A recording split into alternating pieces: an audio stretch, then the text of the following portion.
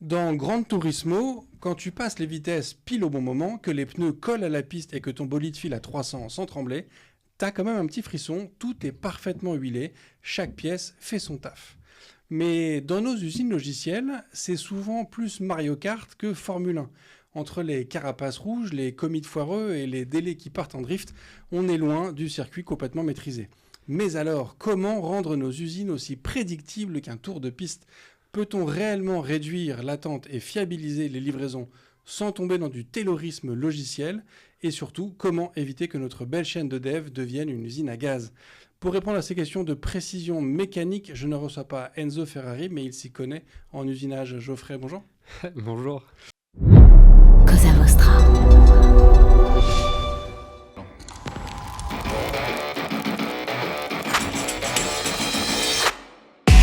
Bonjour, je suis Bruno Soulez, je suis un dev, D-E-V, pour différents, extraordinaires et visionnaires. Bienvenue dans If This Then Dev, le podcast qui veut résoudre le problème avant de passer au dev. Chaque semaine, je recevrai un expert pour décoder un sujet ou une tendance de notre formidable métier d'artisan du numérique. Sans en faire un tuto, nous parlerons d'une techno ou de notre quotidien de dev. Une discussion sans boucle, sans condition, mais compilée, afin d'en comprendre tous les éléments avant de passer au dev. Ce podcast est une production Cosa Vostra, où nous codons comme nous accompagnons nos clients, en étant différents, extraordinaires et visionnaires. Alors Geoffrey, est-ce que tu pourrais te présenter pour les quelques personnes qui ne te connaîtraient peut-être pas ? Alors, Geoffrey Bérard, je suis Principal Engineer chez Les Furets. Je travaille chez Les Furets depuis 13 ans. Et en gros, mon rôle, c'est de m'assurer que les gens se posent bien toutes les questions avant de prendre leurs décisions sur qu'est-ce qu'on veut faire et aussi comment on veut le faire. D'où la question de prédictibilité de notre process de création de valeur.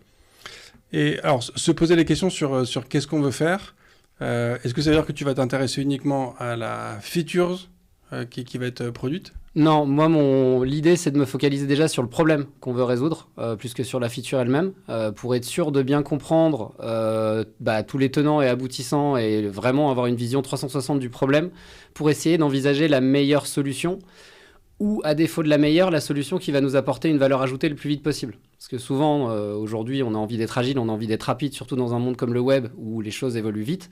Donc, on a envie d'avoir un temps d'itération qui est relativement court. Et c'est pas juste une volonté qu'on a, c'est une idée à bien avoir au cœur de notre prise de décision. C'est que aller vite, c'est un choix. C'est pas seulement une conséquence ou une volonté une fois qu'on a pris la décision dans la direction où on voulait aller. Ouais. Mais donc, est-ce que le comment est du coup moins important que le pourquoi ? Pour moi, les deux sont aussi importants l'un que l'autre. Le but du pourquoi, c'est justement d'essayer de savoir quel problème de nos utilisateurs on a envie de résoudre. Parce que comme dans toute démarche, si on n'a pas de valeur à ajouter, ça ne sert pas à grand-chose de se lancer. Et le comment va plutôt nous permettre de livrer les choses dans les conditions qu'on a décidé ou dans les conditions les plus pérennes pour l'équipe, pour l'utilisateur, parce qu'un utilisateur ne va pas avoir envie d'attendre 6 ans pour avoir sa feature, mais on n'a pas envie de cramer l'équipe. Donc le comment, c'est plutôt la question de se focaliser, une fois qu'on sait où on veut aller, de trouver comment bien aligner les planètes pour que tout le monde y trouve son compte. À la fois les équipes qui vont bosser sur le projet, les investisseurs qui vont le payer et les utilisateurs qui derrière vont pouvoir en profiter. Ouais. Quand on parle d'usine logicielle, il y a quand même ce mot usine qui est quand même assez fort, où il y a quand même la notion de produire des choses de manière très uniforme et sur un rythme hyper régulier. Alors on a déjà parlé d'usine logicielle avec Dimitri Bailly qu'on a reçu il y a longtemps sur ce micro, mais qui est revenu il y a moins longtemps pour faire le refacto de son épisode. On pourra mettre les liens en description bien évidemment. Donc qui était aussi chez LF, que tu as connu d'ailleurs chez LF. Comment est-ce qu'aujourd'hui, au-delà de tout ce qu'a pu nous raconter Dimitri il y a fort longtemps maintenant, comment est-ce que toi tu t'assures qu'on puisse justement délivrer de la valeur de manière régulière et très uniforme, quelle que soit au final la fonctionnalité, la features ou l'équipe qui va la produire ? Alors c'est vrai que le terme usine peut être assez, alors je vais pas dire péjoratif, mais peut être assez réducteur, parce qu'effectivement une usine aujourd'hui c'est quelque chose qui va produire à la chaîne les mêmes éléments, et on sait qu'aujourd'hui on produit des choses qui sont différentes, on produit des nouvelles features, des nouvelles fonctionnalités. Par contre, là où on a réellement besoin d'un système qui est similaire à une usine, ça va être sur toute l'automatisation qui va entre le moment où on écrit le code ou le moment où on produit des éléments et le moment où on l'envoie en production en l'ayant testé, validé, déployé, en ayant fait tout un process d'automatisation qui nous permet de nous garantir que le système correspond à nos attentes. Et donc ça, c'est réellement une usine. On a une entrée et la sortie va être toujours la même. Et autour de ça, il y a comment est-ce qu'on anime et on occupe les équipes pour pouvoir en apporter le plus de valeur et l'utiliser au mieux. Et du coup, je veux bien revenir sur ta question. Parce que je me suis en fait, ce que tu évoquais m'amène une autre question, c'est que tu dis que l'idée, c'est de mettre en place un ensemble de systèmes qui nous permettent de s'assurer que ce qu'on va pousser en prod correspond à nos attentes. Ouais. La difficulté dans notre métier, c'est comme tu le dis, c'est qu'on ne produit pas le même élément en boucle. On fait des éléments qui sont différents à chaque fois. Donc, en fait, nos attentes changent à chaque fois. Donc, cette notion d'usine logicielle, tu es obligé de l'adapter en fait, à chaque release au final. Alors, sur la partie qu'on va automatiser, c'est vraiment ce qui va être la même chose, quoi qu'il arrive. Dans tous les cas, j'ai besoin de déployer sur un environnement de staging, de pré-prod, pour vérifier que le déploiement se passe bien. Pour vérifier que je respecte tous mes standards, que tous mes tests soient au vert, quels que soient les tests eux-mêmes. Donc cette partie-là, elle est vraiment répétitive et totalement automatisable. Ce qui l'est moins, c'est qu'est-ce que je teste, qu'est-ce que je fais, c'est quoi le code que je vais mettre dans ma boîte et que je vais mettre sur mon banc de test et que je vais tester dans tous les use cases pour vérifier que ça fonctionne. Et c'est cette partie-là qui, elle, change à chaque fois. Et cette partie-là, elle est un peu en dehors de notre système de factory automatique. Elle est à la main des équipes et elle dépend réellement du besoin de l'utilisateur et c'est elle qui change à chaque fois et donc c'est elle qui va apporter de la variabilité. Et donc malgré ça, il faut qu'on arrive à avoir un système qui va être prédictif et ça va dépendre principalement deux choses. La première chose, c'est la capacité des équipes à estimer. Et comme je l'ai dit, autant mettre mon système et lui demander de jouer tous les tests automatiquement en moins de 15 minutes chez nous, je sais que je vais avoir ma réponse. Par contre, savoir par rapport à ma nouvelle fonctionnalité, aux nouveaux besoins de l'utilisateur que je vais vouloir adresser, quel est le temps nécessaire à écrire le code pour répondre à ce besoin, ça c'est plus compliqué. Et aujourd'hui, il y a un fait que, le fait est que sur l'estimation, on a énormément de problématiques parce que ce soit les développeurs, les product owners, les personnes du métier comme les personnes de la tech, quand on pose cette question-là, ils se focalisent uniquement sur l'élément qu'ils doivent produire. On me demande de produire une feature, on me demande de faire une statue, je vais me focaliser uniquement sur la statue. On me demande de livrer un élément, je vais me focaliser uniquement sur la taille du paquet que je vais devoir livrer. Là où aujourd'hui, si on veut vraiment être efficace sur l'estimation, il faut prendre un vrai pas de recul et donc prendre le temps d'avoir ce pas de recul et de réfléchir un peu out of the box pour se demander est-ce que le seul élément important pour l'estimation, c'est le sujet la feature que je dois livrer. Et la réponse est non dans la majorité des cas. Quand on regarde beaucoup d'équipes agiles qui fonctionnent sur des méthodes comme Kanban, on se rend compte que dans la plupart des cas, quelle que soit la complexité, le temps d'attente est relativement le même, parce que la majorité du temps nécessaire à livrer, c'est de l'attente, de la synchronisation entre équipes, de la communication. C'est important, mais ce n'est pas la construction réelle. Et dans les faits, aujourd'hui, si quelqu'un me demande, c'est un exemple que je prends souvent, mais si quelqu'un me demande combien de temps il me faut pour livrer un paquet à Marseille, je vais pas du tout me focaliser sur la taille du paquet. Je vais d'abord me focaliser sur le moment où on va avoir besoin de le livrer. Parce que si je dois prendre la route, ma réponse ne sera pas du tout la même si je pars le 15 août ou si je pars le 25 janvier. Et donc, c'est hyper important qu'on note bien le contexte. Et au final, l'estimation doit dépendre autant de ce qu'on va me demander de faire au même moment que du sujet que je dois livrer en soi. C'est pour ça qu'il y a certaines démarches agiles, typiquement le One Piece Flow, qui vise à dire pour mettre ça de côté, parce que c'est quelque chose qui est difficile, c'est vraiment un système complexe, on va se focaliser uniquement sur un seul élément. Effectivement, si vous avez un système autoroutier et que vous avez uniquement une livraison à faire à un instant T, c'est sûr qu'il n'y aura aucun problème et qu'on sera toujours dans les meilleures conditions. Après, ça a un coût. Est-ce qu'on a envie de maintenir tout le système autoroutier français juste pour un camion de livraison ? Je ne suis pas sûr. Et donc, le premier point, c'est ça, c'est estimer mieux. Et le deuxième point, c'est prendre les décisions d'organisation qui vont nous garantir d'être prédictibles. Il ne suffit pas de se dire « j'aime bien la prédictibilité, donc je la veux ». Il faut s'organiser pour l'avoir. Et donc, c'est hyper important de l'avoir en tête au moment où on priorise. Si j'ai envie de prioriser à la dernière minute parce qu'on vient de me donner un nouveau sujet hier qui est hyper intéressant, très bien, on peut le faire si c'est hyper important. Par contre, forcément, ça va impacter la prédictibilité parce que des sujets qui sont là depuis plus longtemps vont devoir attendre. Et donc, quand je vais faire la mesure du temps nécessaire pour qu'ils sortent, ça va être un peu plus long que la réalité. Donc, si on veut absolument de la prédictibilité, ça va être au détriment d'autres éléments qui peuvent être intéressants aussi, comme la réactivité ou l'agilité, au sens où j'ai envie de pouvoir changer d'avis à la dernière minute.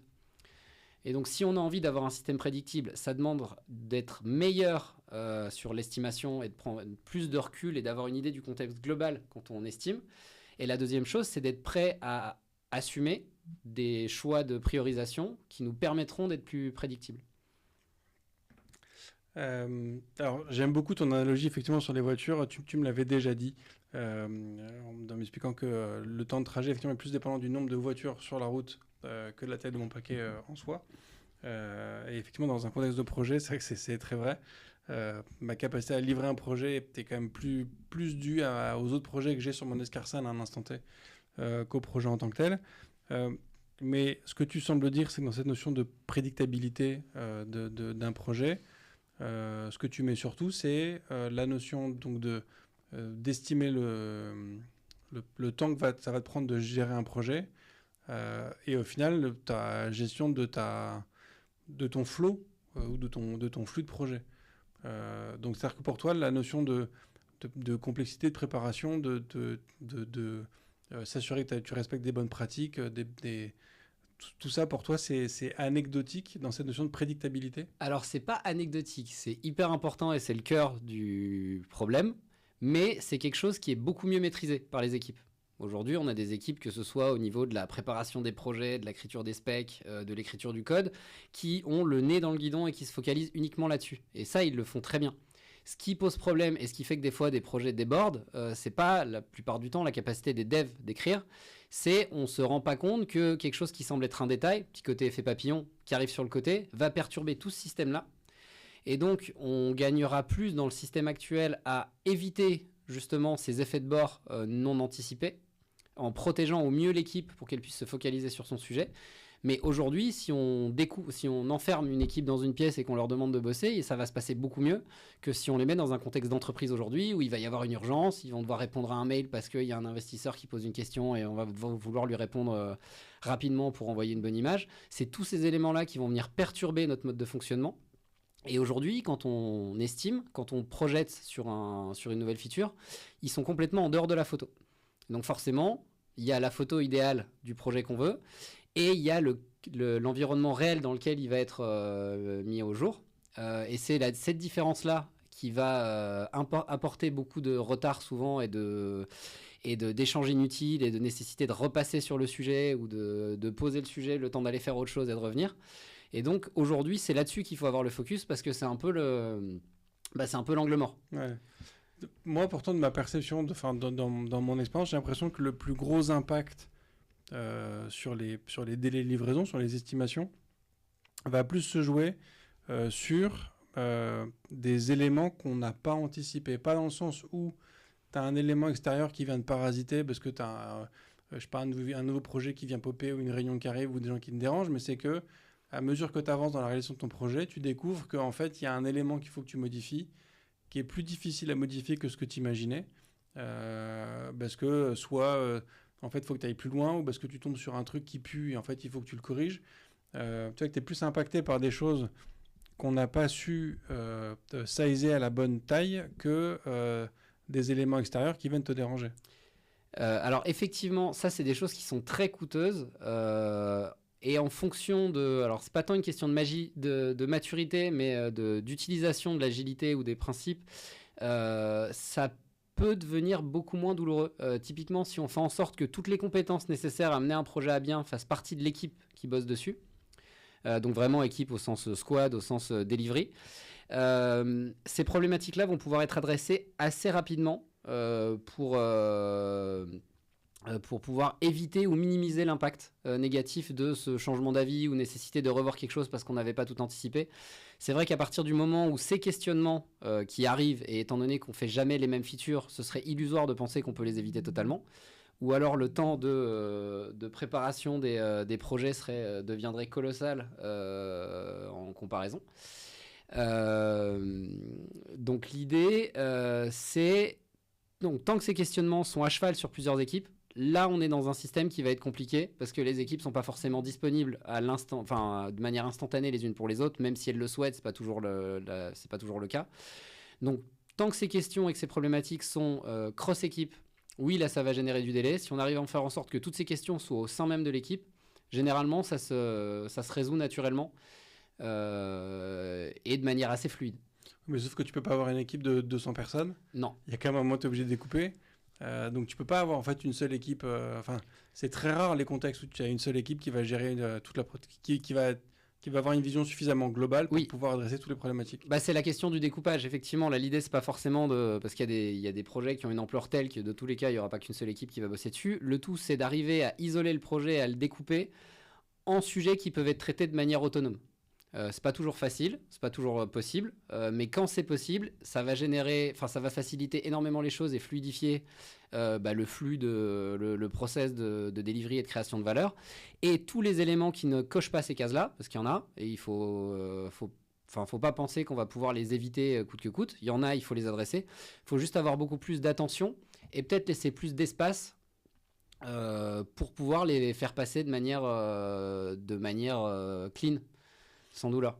Oui, mais tu peux pas juste considérer que, ok, là on a dit que tel projet ça va nous prendre X jours. On sait qu'on a une capacité ou non à voir dans les projets des choses qui vont être plus compliquées à faire que ce qu'on imaginait. Donc si on nous dit que ça prend X jours, on va dire que ça prend X plus Y parce qu'en fait on a X plus A parce qu'on a notre constante où on sait qu'il nous faut X% de temps en plus pour chaque projet. Enfin tu vois, c'est pas... ça peut pas être aussi... tu penses que c'est aussi mathématique que ça ? Non, c'est pas mathématique et dans tous les cas, il faut s'adapter. Le tout, c'est d'essayer, et c'est là l'intérêt de l'approche agile des équipes qui visent à chercher l'amélioration continue, c'est de réussir à détecter les sources de bruit ou les sources de rework ou les sources de perte de temps et de trouver des manières de les adresser. Donc non, c'est pas du tout mathématique.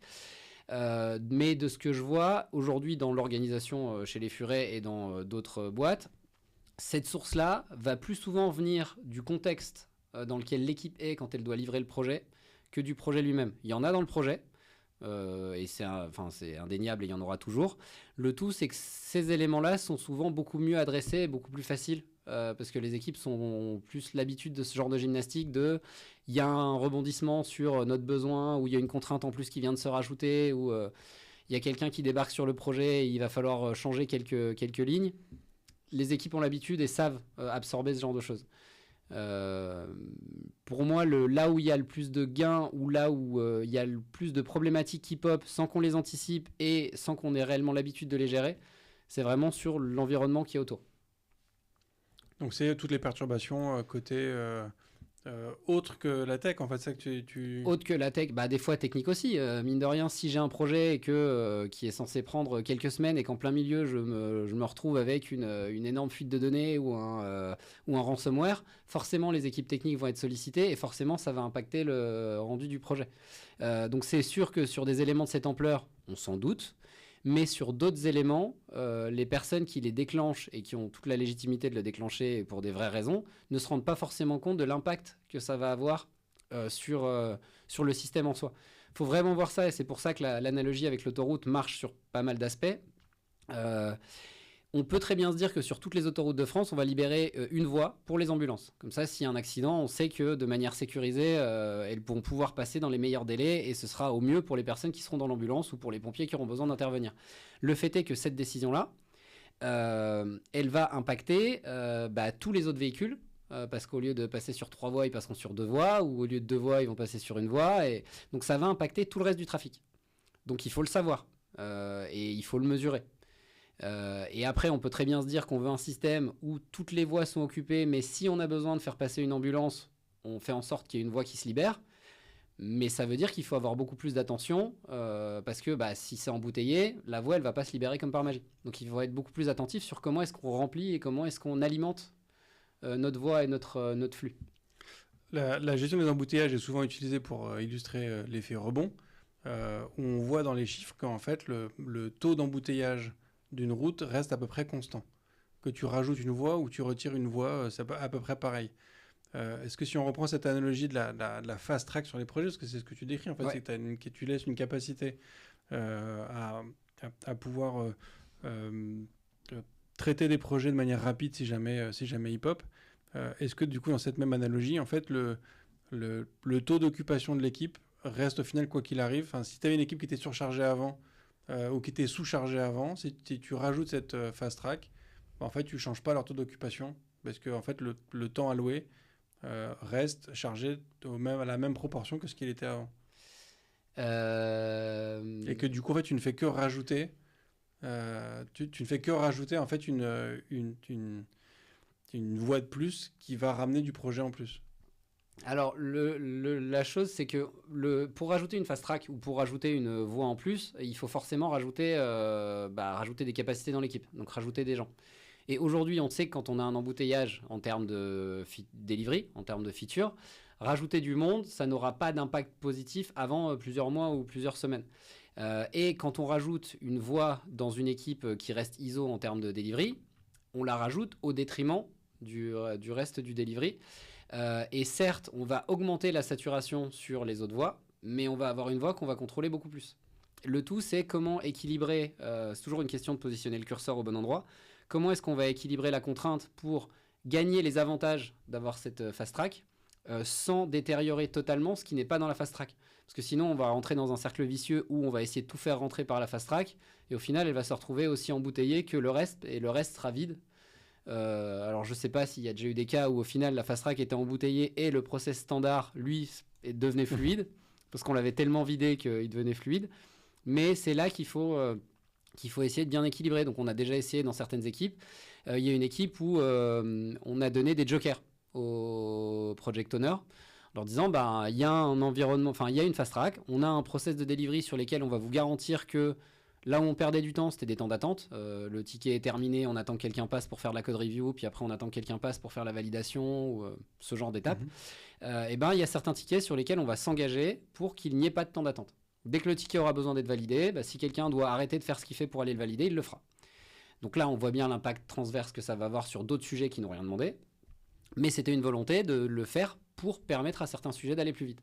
Et l'équilibre que l'équipe avait trouvé, c'était de dire, on peut vous le garantir, mais vous avez le droit à 3 tickets à un instant T. Et si vous voulez en rajouter un autre, vous êtes obligé d'attendre qu'il y en ait un qui se libère. Donc c'était un peu un Kanban dans le Kanban, parce que le but de Kanban, c'est ça, c'est de limiter au moins au niveau industriel, au niveau de Toyota, c'est de limiter les cartes et de ne pas commencer une nouvelle voiture tant qu'on n'a pas libéré la carte qui est associée à une voiture. Et on avait ça à l'intérieur, on en avait un spécifique pour notre fast track. Et on s'était au final, on avait convergé vers un système qui était beaucoup plus vertueux. C'est que plutôt que de générer une frustration en se disant mince, j'ai utilisé mes 3 jokers et là j'ai une urgence, qu'est-ce que je fais, les product owners gardaient un joker en se disant j'en ai un comme ça, si demain j'ai vraiment une urgence, si j'ai un incident, je l'utilise et au final j'ai même pas besoin de paniquer et de me mettre dans un mode branle-bas de combat où tout va être délivré, où tout va être posé pour pouvoir régler l'incident. On savait que naturellement, notre process nous permettait d'absorber une gestion d'incident le plus vite possible sans pénaliser le reste. Ou du moins en pénalisant le reste de la même manière qu'on le pénalise tout le reste du temps en décidant d'avoir une fast track. Là où ce qu'on a du mal à mesurer, c'est quand on était dans un mode incident, où on avait vraiment une ambulance à faire passer, on le faisait parce qu'il faut qu'on gère nos incidents et qu'on règle nos problématiques. Mais au moment où on le faisait, on ne savait pas l'impact que ça allait avoir sur nos projets. Là où en gérant notre fast track de cette manière, nos projets continuaient à être traités de la même manière et nos estimations restaient bonnes et nos projections restaient bonnes, mais on avait quand même une capacité à traiter très vite certains sujets quand on en avait besoin. Donc dans le meilleur des cas, c'était juste des projets qu'on avait envie de livrer un peu plus vite. Et quand on avait des incidents ou un expédit, il passait par cette ligne-là aussi, parce qu'on faisait en sorte de garder de la place pour lui. Ok. Je comprends l'intérêt de cette notion de fast track quand tu es dans un environnement, on va dire waterfall ou Kanban, où tu as besoin effectivement parfois de pouvoir bypasser tout ce qui peut être déjà dans une file d'attente. Mais si tu es dans une méthodologie Scrum, du coup tu fonctionnes par sprint, rien ne t'empêche d'un coup en fait changer complètement le paradigme d'un sprint à l'autre et du coup de passer justement sur cette notion de fast track. Alors, la fast track dans un sprint, je sais pas trop l'impact que ça peut avoir. J'ai pas, à part sur la partie théorique, j'ai pas trop creusé la partie Scrum. Mais idéalement, si on veut que Scrum fonctionne, bah, il faut respecter la contrainte. Et la contrainte, c'est le sprint. Donc, une fois que le sprint a commencé, on n'y touche plus. Oui, mais Si donc, on- c'est ça que je veux. ouais. En fait, ce que je veux dire, c'est que dans un contexte de sprint, rien ne t'empêche de faire ton sprint. Et quand tu l'as terminé, plutôt que de faire ton nouveau sprint qui est la continuité du sprint d'avant, tu peux justement Oui. avoir cette notion de fast track Oui. où en fait tu changes complètement ton backlog. Enfin, Effectivement. tu mets en top des trucs nouveaux qui vont du coup. Mais ça veut dire que la réactivité, elle est à un sprint. Et quand il y a un incident, tu peux pas te permettre d'attendre la fin du sprint pour pouvoir l'adresser. Généralement, l'analogie qu'on Ou fait... non, après, le contexte d'incident, c'est un peu différent. L'incident en tant que tel te nécessite de, entre guillemets, lever le crayon et on corrige Ouais. le problème. Le tout, c'est le coût de lever le crayon. C'est qu'on a besoin de le faire, donc on le fait, mais ça va avoir un coût parce que, mettons qu'il y a un incident et qu'il faille une semaine pour le résoudre parce que c'est un incident complexe. Si ton sprint, il fait 2 semaines, ça va l'impacter énormément. Donc il faut essayer de faire en sorte qu'un incident soit un no-brainer dans le process de delivery. Qu'on puisse l'absorber sans impacter le reste négativement parce que si on le fait, on va forcément nuire à la prédictibilité du système. Ou on peut aussi essayer de faire en sorte qu'il y ait moins d'incidents. Tu vois, quand on parle tout à l'heure de fiabiliser l'usine logicielle, moi, c'est surtout ça que j'avais en tête. C'est comment tu fais pour que tu aies 0 incident en prod. On est d'accord que ça a peu de chance d'arriver, mais c'est un peu ton objectif. Oui, l'objectif, c'est de ne pas avoir d'incident. Après, il faut prévoir un process de delivery qui permettra de les gérer, même si on n'en a pas. Parce que si on en a un, il faut qu'on soit en mesure de pouvoir apporter une réponse rapidement. Et même si on essaie de faire en sorte qu'ils servent jamais, c'est un peu comme les défibrillateurs qu'on installe dans tous les immeubles. On espère qu'ils serviront jamais, mais on préfère qu'ils soient là. Et c'est la même chose. La différence, c'est que, ou non, c'est à peu près la même chose. C'est qu'un défibrillateur, une fois qu'il a été utilisé, on va pas pouvoir le réutiliser tout de suite. À vérifier, je n'ai jamais fait le test, mais si je ne m'abuse, la batterie n'est pas éternelle. Normalement. Et c'est des batteries, c'est pas des batteries atomiques, enfin des piles atomiques, donc j'imagine qu'à un moment il va falloir les changer. Et donc il faut qu'on essaie au maximum de sortir d'un système dans lequel on a un coût hyper élevé à gérer ce genre d'urgence. Il faut faire en sorte qu'on puisse les gérer de manière naturelle, sans déstabiliser tout le reste, sans nécessiter derrière d'avoir un technicien qui va venir pour changer soit la batterie ou soit changer tout le mécanique. Parce que oui, on peut le faire, mais ce sera plus coûteux qu'un système qui est capable d'absorber ça sans qu'on ressente nécessairement derrière un besoin d'investissement particulier. De la même manière, au tout début chez les Furets, et ça, Dimitri en avait parlé quand il était dans le podcast, on livrait une fois par mois. C'était le cas quand je suis arrivé chez les Furets. Et une des premières questions qu'il a posées en arrivant, c'est mais quand vous avez un incident, vous attendez le mois suivant ou votre process de release? Et on lui a dit non, on arrête tout et on fait en sorte de pouvoir livrer le lendemain ou le jour même. Et là, il nous a posé une question qui nous a un peu secoué, c'est si vous êtes en capacité de livrer le jour même, pourquoi est-ce que vous n'utilisez pas cette capacité-là tout le temps? Et si un jour vous avez un incident à gérer et que vous avez une urgence, vous utilisez le même process. Et ça vous évite d'avoir automatisé 2 process de delivery. Parce que du coup, à l'époque, on en avait un pour partir vite pour les incidents et un qui nous permettait de livrer tous les mois.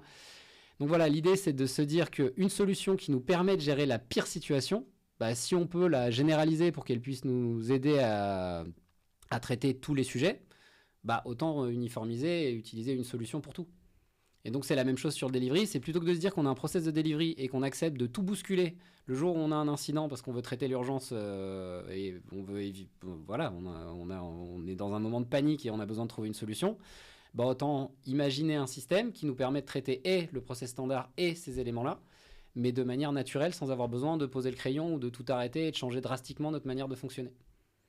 Oui, mais du coup, ce que tu expliquais tout à l'heure avec le principe de cette fast track sur certaines équipes pour faire délivrer des projets rapidement, du coup, on pourrait te poser la même question. Si tu as une capacité à délivrer des projets rapidement, pourquoi tu ne l'appliques pas à tous tes projets? Et en fait, la nécessité de ta fast track, c'est justement de garder un truc disponible pour que le jour où tu as besoin d'aller plus vite, tu es capable d'aller plus vite. Mais c'est surtout... Donc, ça a du sens d'avoir 2 modes de delivery. Parce que tu en as besoin qu'il y en ait un qui aille plus vite que l'autre. Ouais, alors c'est le même mode de delivery, mais avec des priorités différentes. Il y en a un qui va être plus prioritaire que l'autre. Mais le process dans les équipes était exactement le même, les étapes étaient les mêmes, c'est juste qu'il y avait plus d'attention pour faire en sorte que ceux qui étaient dans la fast track n'attendent pas. Donc c'était une subtilité dans le process, mais globalement, les deux process étaient les deux vitesses de delivery étaient les mêmes. Et on ne pouvait pas garantir une fast track si on n'avait pas la majorité des sujets qui passaient dans le process standard. Oui, mais du coup, dans ton déploiement, dans ta mise en prod, si c'est normal d'avoir 2 fonctionnements différents sur tes projets, ça peut être normal d'avoir 2 fonctionnements différents sur ta mise en prod. Alors, à l'époque, on faisait ça. Dans la mise en prod, tous les sujets étaient traités de la même manière. Dans la mesure où on mettait en prod tous les jours, parce qu'on est passé donc d'une mise en prod par mois à une mise en prod par jour. Dans la mesure où on met en prod tous les jours, voire plusieurs fois par jour quand c'était nécessaire. Quand on avait un sujet qui nécessitait d'être mis en prod rapidement, il pouvait être mis en prod le jour même si le dev était fini. En gros, notre process de mise en prod, il prenait tout ce qui était prêt et il le livrait. Et donc, ce que changeait notre fast track, c'était le temps entre le moment où on nous demande de traiter le sujet et le moment où le sujet est flagué comme prêt à partir. Mais une fois qu'il est prêt, il part. Donc notre process de mise en prod n'était pas différent pour les éléments de la fast track et pour les éléments du process habituel. Parce que tu disais tout à l'heure que quand Dimitri est arrivé, il vous a dit vous délivrez tous les mois. Ah oui. Si vous pouvez délivrer tous les jours, du coup, pourquoi pas délivrer tous les jours sur tous les trucs ? Ouais. Mais en fait, si sur la fast track, c'est logique d'avoir 2 process différents, pourquoi est-ce que c'est pas logique sur tes releases d'avoir une release différente en mode normal et une release en mode incident ? Alors... Tu vois ce que je veux dire ou pas ? Oui, je vois. Ou du moins, je pense voir, tu me diras. À l'époque, ce qui différenciait, c'est qu'on avait des process automatiques, techniques de release différentes qu'on a mergé en un seul. Là où sur la fast track, c'est vraiment une meilleure allocation de la disponibilité de l'équipe. À l'époque, ce qu'on faisait, c'est que quand il y avait... qui est du coup adapté à un contexte d'urgence.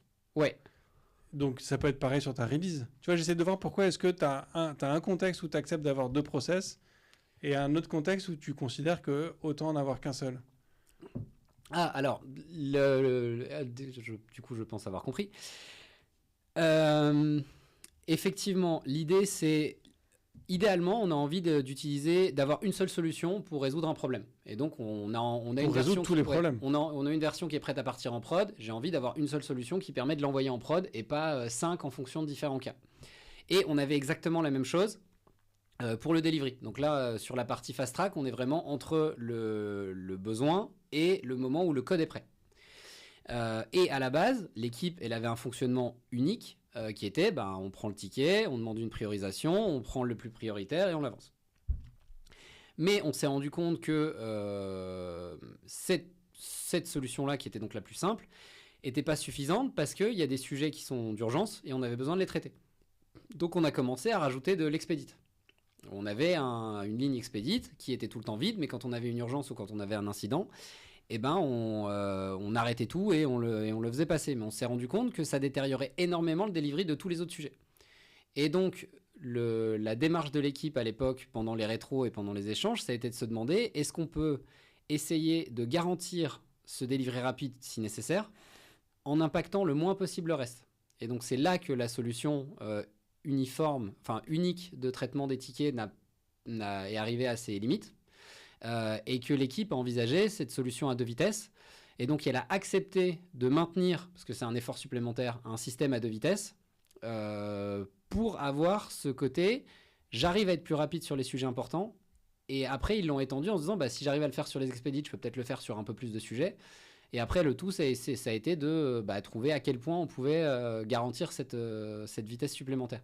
Mais donc, à la base, c'était pas la volonté. Si ça a été mis en place, c'était vraiment parce que il y avait un besoin de traiter certains sujets plus vite sans impacter le reste. Ok.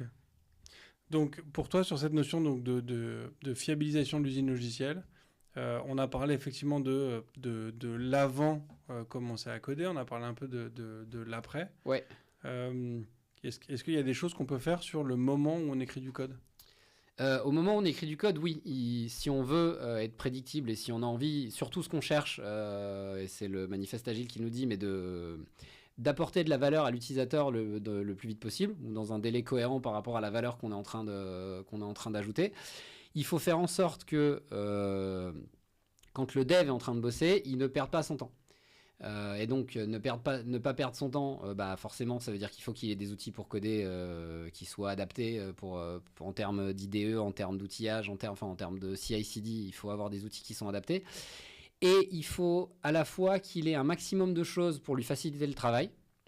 Donc il ne faut pas imaginer un dev tout seul dans sa cave en train de bricoler avec ce qui tombe sous la main pour essayer de fabriquer quelque chose. Non, il faut le mettre dans un environnement dans lequel les outils sont bien rangés, les ressources dont il a besoin sont accessibles. Il faut le mettre dans un parc, au sens dans une aire de jeu où il va pouvoir travailler le plus efficacement possible en prenant le moins de risques possible. Et donc, ça veut dire qu'il faut que son environnement soit réellement pensé pour lui. Pas individuellement, mais construire un environnement dans lequel, s'il veut déployer, il va pouvoir le faire facilement, qu'il n'ait pas besoin de se battre avec la CI/CD pour déployer. S'il a besoin de lancer des tests, qu'il puisse avoir un feedback rapide. Donc ça va dépendre de lui, parce que la durée d'exécution des tests dépend des tests qu'il écrit, mais ça va aussi dépendre de l'environnement technique qu'on lui propose autour. La CI, les environnements de test, il faut faire en sorte qu'ils aient des environnements idéalement disponibles en quelques minutes s'ils ont envie de tester quelque chose ou d'échanger avec quelqu'un du métier. Donc l'idée, c'est de réduire toutes les barrières, mais il faut être attentif quand on cherche à réduire toutes les barrières, parce qu'il faut que les devs ou les ingés restent au maximum autonomes sur cet environnement-là, alors que ce n'est pas du tout leur cœur de métier. Gérer des environnements, gérer de l'infrastructure, ce n'est pas le métier d'un développeur full stack, d'un développeur front, d'un développeur back ou d'un data analyst. Par contre, s'il doit dépendre d'une équipe qui gère l'infrastructure à sa place, dès qu'il y a quelque chose qui ne va pas se passer idéalement, dès qu'il va vouloir un environnement mais qui ne sera pas dispo, il va devoir attendre. Il va devoir demander, et donc là, forcément, on va lui faire perdre du temps. Donc, c'est hyper important de créer un environnement sur mesure par rapport aux besoins des équipes, mais de les rendre autonomes dessus. Donc, c'est là que des approches comme sur la partie infrastructure, l'infrastructure as a product, faire en sorte que de mettre des solutions sur étagère et de les documenter et d'accompagner les équipes pour les mettre en place et les utiliser, va avoir un vrai impact sur le delivery parce que le jour où un déploiement ne marche pas, le dev aura plus de facilité à soulever le capot ou à faire ce qui est nécessaire pour se débloquer lui-même et avancer, même si pareil, idéalement, on veut faire en sorte qu'il ait la solution la plus stable. Donc l'idée, c'est ça, c'est de les mettre dans une aire de jeu dans laquelle ils vont pouvoir s'épanouir, travailler le plus efficacement possible, en essayant de les abstraire de toutes les problématiques qui ne les concernent pas, pour qu'ils se focalisent sur une chose, écrire le code qui va apporter de la valeur métier. Et pas écrire le contexte dans lequel on pourra mettre du code qui apportera la valeur métier. Et donc ce contexte-là, il faut réussir à le créer avec ou pour eux, et à les rendre autonomes dessus, pour qu'ils puissent le faire évoluer par rapport à leurs besoins. Parce qu'on peut pas, c'est idéaliste de se dire qu'on va imaginer ce dont ils ont besoin et le préparer pour eux, et après ils n'auront plus qu'à aller dedans. C'est pas une aire de jeu pour enfants. Là, l'idée, c'est de construire quelque chose et de leur mettre sur étagère tout ce qu'ils ont besoin pour pouvoir faire évoluer leur propre système. Une espèce de Minecraft pour développeurs, où on leur garantit qu'ils vont avoir accès à ce dont ils ont besoin pour pouvoir bosser. Et donc ça vaut pour leur environnement de travail, pour écrire le code, ça vaut pour les contextes, les environnements d'exécution, de showcase, staging, pré-production, avant d'aller en production, et sur tous les outils qui vont leur permettre de se focaliser, encore une fois, sur la création de valeur pour nos utilisateurs. Je suis sceptique sur quelques aspects sur ce que tu viens d'évoquer. J'aime bien l'idée du parc. Je suis moins fan du côté un peu infantilisant que ça peut représenter. Ouais. J'adore la notion d'autonomie, mais le problème dans ce que tu décris, c'est qu'il y a un côté complètement isolationniste du contexte. C'est-à-dire que à part quelques cas où effectivement tu devs en étant tout seul dans ton équipe et qu'il n'y a que toi qui fais ton truc, fine. Mais dans la majorité des cas, en fait, tu devs pas tout seul. Tu fais partie d'une équipe qui parfois elle-même fait partie d'un conglomérat d'équipes. Et donc, en fait, ton travail, ce que tu produis, va impacter le travail des autres. Je prends un exemple tout bête. Tu disais tout à l'heure, il faut qu'il ait une CI/CD qui soit à disposition. Il ne faut pas qu'il soit embêté par ses tests et compagnie. Si moi je pousse en prod quelque chose et que je mets aucun test dedans, je suis emmerdé par aucun test. Ouais. Et en fait, mon passage en prod se passe entre guillemets très bien.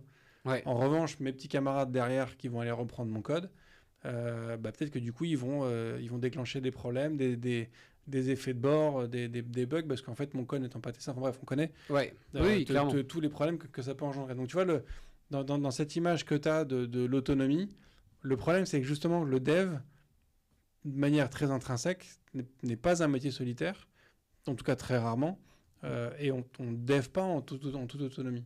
Ouais.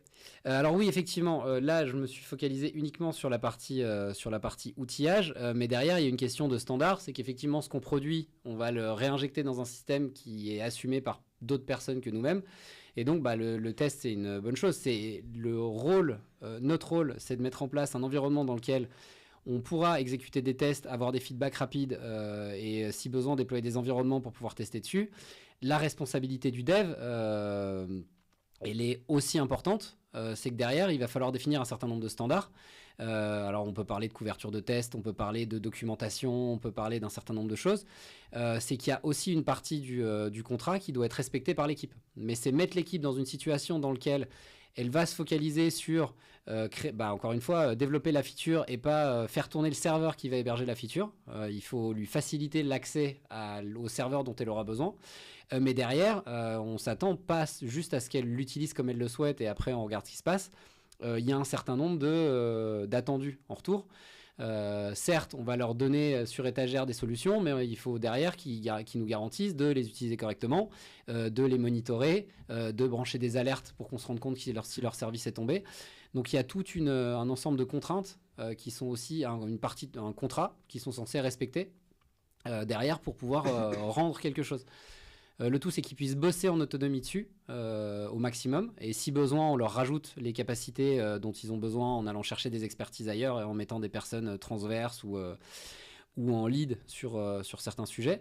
Mais on leur donne les compétences dont ils ont besoin pour travailler, mais derrière, en étant hyper exigeant et en standardisant le rendu et les attentes autour du rendu et pas seulement sur le code. On vous permet de tester le code facilement. En retour, on s'attend à ce que le code soit testé. Ouais. Et s'il n'est pas testé, on ne l'acceptera pas et on le livrera pas. Mais c'est ça que je trouve intéressant dans ce concept, et surtout dans le choix du mot. En fait, on parle d'usine logicielle. On compare au taylorisme, on compare à ce qui se passe dans les entrepôts Amazon, où en fait, on a essayé de simplifier au maximum le geste ou l'opération qui est faite par chaque opérateur, de manière à éviter les erreurs et compagnie. Donc en fait, chaque individu est réduit à un geste extrêmement simple, où tous les gestes se font à la chaîne, et c'est ce qui fait la globalité. Nous, clairement, en tant que dev, on ne peut pas arriver à cette simplification-là de notre métier. Et donc, ce qui est particulier, c'est que dans une usine, tu peux mettre en place un ensemble de tests qui sont conçus de manière très globale et qui vont te permettre de valider que ce qui sort est valide et tu l'envoies chez le client. Parce qu'en fait, si tu as eu sur un produit le tampon CE qui te permet de vendre ton produit dans la communauté européenne, ça vaut pour tous les produits qui sortent derrière, en fait. Ouais. À peu de choses près. Là où nous, effectivement, dans le monde de dev, on ne peut pas avoir cette approche-là. Et en fait, ce que tu décris est hyper intéressant, parce que ça veut dire que tu es obligé d'embarquer chacun des individus dans une propre démarche. En fait, chaque individu peut complètement faire péter ta chaîne de montage. Tu peux avoir un dev ou un développeur ou une développeuse de ton équipe qui va, lui, décider de ne faire aucun test et qui met du coup à mal toute cette notion de fiabilité ou de prédictabilité de ton usine logicielle. Parce qu'en fait, ça repose sur chaque individu et autant responsable que son voisin. Donc, c'est pas juste un truc que tu peux définir toi en tant que principal engineer. Il faut que tu arrives à emmener les gens avec toi dans cette démarche-là. Effectivement. Après, il y a aussi une vraie différence et il y a deux mondes qui se confrontent quand on développe des fonctionnalités et quand on ajoute... Quand on veut rajouter de la feature et apporter de la valeur à nos utilisateurs, c'est effectivement, il y a la partie usine logicielle, mais c'est une usine dans laquelle on va construire de l'artisanat. Et les personnes qui vont travailler vont plus ressembler à des artisans qu'à des personnes qui travaillent à la chaîne. La partie usine, c'est une fois que j'ai mon code, le code, il faut le compiler, il faut lancer des tests, il faut le packager, il faut le déployer sur des environnements qui ont été installés, qui ont été configurés, sur lesquels on a mis toutes les librairies. Ça, c'est quelque chose, si on demandait aux devs de le faire en 2025, déjà on aurait du mal à recruter, je pense. Et ce serait une perte de temps parce qu'au final, on se retrouverait au ratio entre le temps alloué par les équipes de dev à produire de la valeur pour nos utilisateurs et le temps alloué à faire en sorte que ce soit possible, similaire au ratio d'une fusée. La charge du ratio entre la charge utile d'une fusée et le poids réel de la fusée avec tout le carburant. Et donc ce qu'on cherche à faire, c'est avoir un ratio qui est beaucoup plus cohérent et beaucoup plus optimal, faire en sorte que 80% du temps qu'un dev passe, ce soit pour la charge utile et pas pour gérer. Donc la partie qui pour moi est industrialisée, qui est l'usine logicielle, c'est vraiment comment, une fois que j'ai fait mon produit, je vais pouvoir automatiquement le mettre dans une boîte à taille adaptée, gérer automatiquement la livraison, gérer les livreurs, enfin faire en sorte que toute cette partie-là soit automatisée. Et c'est là qu'il y a une partie usine qui est hyper répétable parce que les actions restent les mêmes. Et en amont de ça, on va avoir des développeurs qui, eux, vont vraiment faire du sur-mesure. On leur apporte une nouvelle problématique et eux, ils vont avoir besoin de construire une solution. Et donc la solution, ils ne savent pas encore ce que ça va être. Donc on leur met un bloc de marbre, on leur met un établi avec plein d'outils différents et c'est à eux de choisir quel outil utiliser par rapport à la statue qu'on leur a demandé de tailler. Et donc là, c'est une partie qui est vraiment artisanale. Mais une fois que la statue est faite, ils la donnent.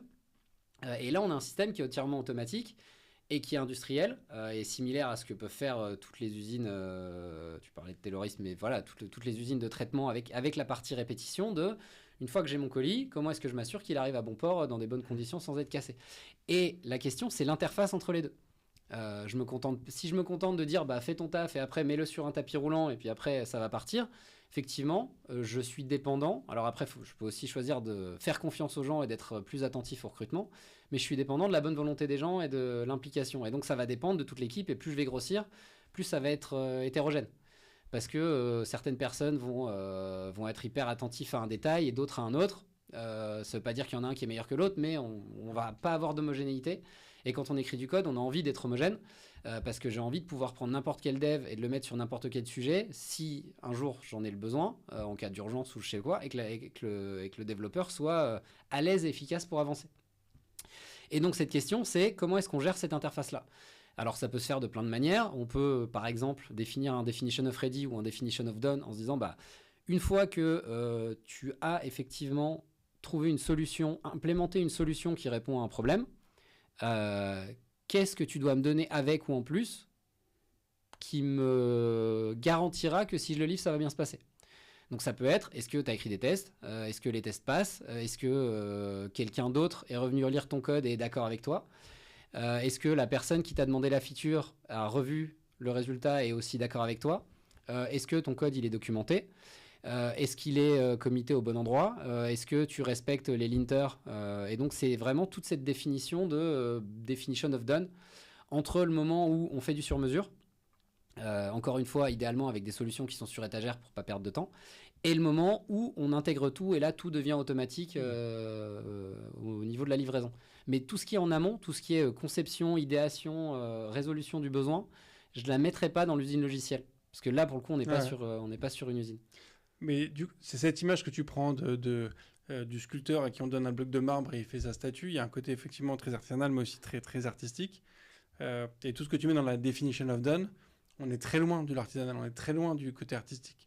Ouais. En fait, ma question, c'est comment... Parce que je pense pas te trahir de secret, mais je pense que la majorité des développeurs et développeuses, ce qu'on préfère dans notre métier, c'est cette partie artistique. C'est comment je fais pour réussir à répondre, à apporter de la valeur à mon client ou à la personne qui me demande la feature. Enfin, comment je fais pour répondre à un problème, pour apporter une solution. Et tout le reste après, il y a un côté justement très usine, très, très, très automatique, beaucoup moins intéressant. Donc ma question, qui sera peut-être du coup ma dernière question, c'est comment est-ce que tu fais pour embarquer les gens dans cette démarche-là et faire en sorte que t'es pas un artiste fou, un Dali, qui vienne te faire des trucs magnifiques, mais qui ne fait que ça et qui petit à petit te fait des trucs qui te font péter l'ensemble. C'est la partie la plus difficile, c'est standardiser le style, parce qu'on n'a pas envie de brider les gens, parce qu'on a envie que la créativité elle a un vrai intérêt, trouver des manières différentes de répondre à des problématiques, mais on a envie d'avoir une certaine uniformité. Et ça, pour moi, c'est pas au delivery de l'assurer, parce qu'encore une fois, le but du delivery, c'est de livrer de la valeur. C'est plus des pratiques à mettre en place de manière transverse entre les équipes pour essayer de standardiser ça, en mettant en place que ce soit des tribes ou des communautés transverses, pour que les gens justement montrent leurs approches et essaient de créer un langage commun. Je ne parle pas au sens langage informatique, mais je parle de pratique et de style, pour essayer d'avoir un... quand on regarde les façades de Paris, elles sont toutes différentes, mais elles respectent un certain nombre de guidelines qui fait que globalement, Paris est une ville homogène. Au niveau de l'urbanisme, c'est homogène, mais chaque bâtiment va être différent, avec des tailles différentes. Mais il y a un certain nombre de choses qui ont été standardisées. La différence, c'est que dans un cas, ça a été imposé par un préfet. Là, ce qu'on veut, c'est que l'équipe s'organise spontanément, ou en la guidant et en essayant de donner des guidelines, mais trouve l'équilibre qui lui convient le mieux. Mais ça se fait indépendamment du delivery. Au moment où la personne est en train de sculpter son bloc de marbre, c'est déjà trop tard. Il faut déjà qu'il ait standardisé ses pratiques avec ses collègues pour essayer d'avoir quelque chose qui est cohérent, pour éviter d'avoir une statue de type grec et une statue de type contemporaine, l'une à côté de l'autre, dans quelque chose, dans un immeuble qu'on a envie d'être homogène. Et effectivement, quand on a commencé à tailler dans le marbre, c'est trop tard. Et une fois qu'on a commencé à tailler, oui, effectivement, c'est trop tard. Ok.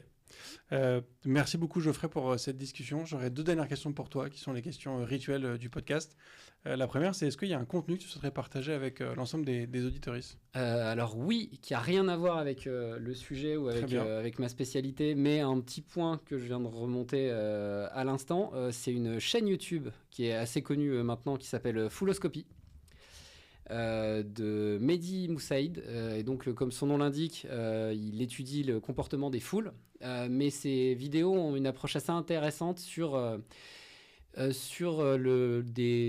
la vision qu'une foule peut apporter sur certains concepts, par exemple sur la connaissance, est-ce que la majorité a toujours raison, sur la créativité, est-ce qu'on peut faire en sorte qu'une foule arrive à créer quelque chose de nouveau et de différent que chaque individu, sur l'auto-organisation justement, donc j'en parlais à l'instant sur comment est-ce qu'on fait en sorte qu'une équipe arrive à définir ses propres standards spontanément.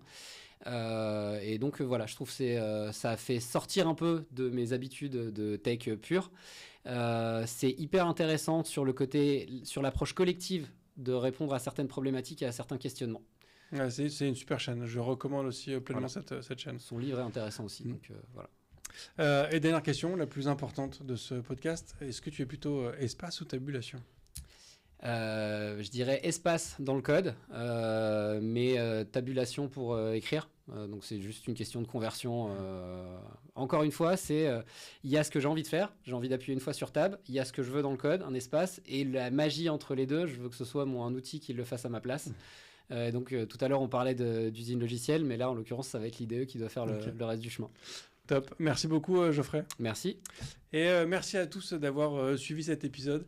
Voilà, j'espère qu'on vous a donné quelques clés pour effectivement fiabiliser votre usine logicielle. Donc ça parle beaucoup d'outils, de process, mais aussi d'humains. C'est comment est-ce qu'on fait pour embarquer les gens dans ces sujets-là, parce que c'est la responsabilité de tous de faire en sorte que toutes les mises en prod et tous les projets se passent dans les meilleures conditions. Et comme toujours, moi je vous remercie de partager ce podcast autour de vous. N'hésitez pas à aller checker le Patreon si vous voulez soutenir ce podcast. Je vous souhaite une très bonne fin de semaine. Je vous dis à la semaine prochaine. Et d'ici là, codez bien. Merci d'avoir écouté cet épisode de If This Then Dev et merci à toute mon équipe de Cosa Vostra à la production de cet épisode.